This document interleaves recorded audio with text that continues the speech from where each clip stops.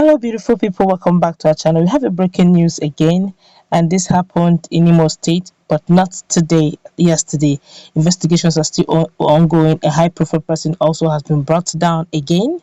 The first one was actually in Enugu. Okay, it was not in Imo. The first one was in Enugu in our previous video, but this one is this one happened in Imo State, and of course, the Gulag death that took place in Imo State. The North have also reacted to it, and they have made their own statement concerning the matter. And Governor Rotimi Akeredolu has also put a voice to the matter also. But before we go into the newspaper to wrap all this news into one, we'd like you to subscribe to our channel if you have not done so already by clicking on the red subscribe button. Beside it, you see a bell notification icon. Please go ahead, click on it to get notified as soon as we update our channel on YouTube. Let's start with what happened some hours ago in Imo State. Well, the chief provost of Nigerian Immigration Service in Imo State, that's Okemute Mrere, has been brought down. Mrere was killed on Saturday night on Owerri Port Harcourt Road in Owerri, and his body discovered in a bush on Sunday morning. Mrere was said to be riding an immigration Hilux van when he was intercepted by his assailants and shot at close range. No valuable was taken from the van. His service pistol was found on him when his body was discovered the next day. The official Hilux van he was riding in as of the time he was attacked was said to be riddled with bullets. The command's public relations officer, Winifred Ogo, said the command was yet to get full details and was still investigating the incident. But she said, yes, I can confirm to you that we lost one of our officers, Deputy Superintendent of Immigration, DSI, Okomete Mrere. We are yet to get full details of the incident as investigations are still ongoing. The incident is one of high-profile killings in the state in the last 72 hours. A former presidential aide, Ahmed Gulak, was brought down same day by gunmen on his way to Sam Mbakwe Cargo Airport to catch a flight to Abuja. Okay, but let's look at what the North has got to say over the same Gulak incident. Well, the Northern Governors Forum has condemned the killing of Ahmed Gulak in Imo State. The deceased was the former special advisor to ex-president Goodluck Jonathan on political matters. The former chairman and Plateau governor, Simeon Lalong, in a statement said the incident should be treated as a criminal act, warning that politicization of issues surrounding the bringing down could lead to further violence. Lalong described the fate that befell Golak as unfortunate and urged all Nigerians to condemn it in totality.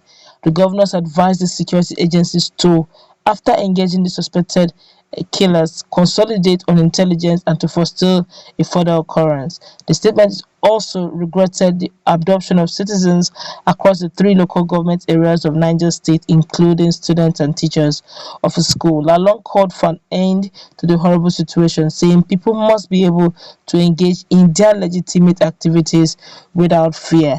And of course, Governor Rotimi Akeredolu has also reacted to what happened in Imo State, still the same on the issue of Ahmed Golak's bringing down his death. Well, according to Ondo State Governor Rotimi Akeredolu, he says that the bringing down of former presidential aide Ahmed Golak is calculated to instigate Nigerians against each other, particularly Northerners against the Igbo living outside the southeast. But the governor stressed that it is important to confront the enemies of the people with a view to neutralizing them. He said this in a statement titled Ahmed Golak, a killing too senseless and wicked. Well, it was actually reported earlier on that UGM on Sunday morning brought down Golak in Owerri, the Imo State capital. Golak was callously brought down while on his way to catch a flight at Sam Mbakwe International Cargo Airport, Owerri. Reacting in the statement, Akeredolu said the news of the death of an APC chieftain and former special advisor on political matters in the last administration, Ahmed Golak, in Owerri, Imo State, this morning is very shocking and disturbing. The details of the tragic incident remain sketchy. A press statement credited to Imo State Police Command claimed that some bandits were responsible for the death of a man who was a visitor to the state, and this is unacceptable. Yeah, but the perpetrators of this act are enemies of the country. This contrivance is meant to mislead, confuse, and destroy. It bears the unmistakable, despicable imprint of fifth columnist, bent on setting the country on the path of configuration. So we want to use this medium to express our solidarity with our brother Governor Hope Uzodinma. We admonish him and other governors in the southeast state to brace up and confront the current security challenge to put an end to the bloodshed in the land. All right, that's what Governor Rotimi Akeredolu was generally saying, that please let's let the issues, take away this whole issue of politicizing it. The Northerners have also spoken about the issue of politicizing it, and a very quick one. The North have also North coalition have also reacted. Let me quickly say what they said very quickly. While the coalition of northern group (CGN) on Sunday said the North can no longer continue to coexist with people of Igbo extraction in Nigeria, the CGN said the assassination of Ahmed Golak, a former aide to ex-President Goodluck Jonathan in Imo State, was an indication that the North can no longer coexist with Southeasterners in Nigeria. Spokesman of CGN Abdul Aziz Suleiman said Golak assassination is a wider plan by the people of Igbo extraction to replicate the ugly event of 1966. In a statement by Suleiman, CGN claimed that the people of the southeast are funding gangs like the indigenous people of Biafra and Eastern Security Network to cause havoc. CGN said it's no longer in doubt that the violent radicality by the IPOB and the ESN, other assortment of armed Igbo gangs, is funded, fully supported, and emboldened by a component of Igbo society at home and in diaspora. It added that the CGN considered it an insult to our collective sensibilities and ordinary rules of decency to expect other parts of the country, particularly the North, to continue to coexist as one country with Igbos as federation partners. The coordinated insistent attacks on police formation in Imo, Ebonyi, Aba, Abia, Enugu, Anambra, mostly recently the police headquarters in Kwara, and Sunday's cold-blooded assassination, a prominent northerner, are part of a wider plan. Well, this is getting really messy. Like they earlier said, let's not politicize this.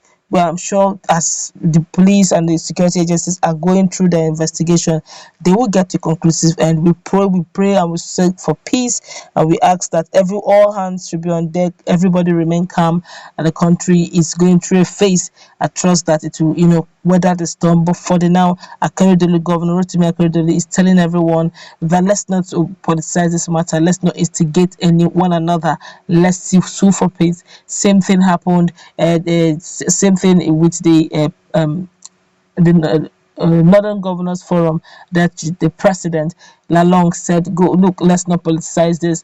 Let's treat this case simply as it is, a criminal issue, and let the assailant be brought to book." That's where we're going to wrap it up.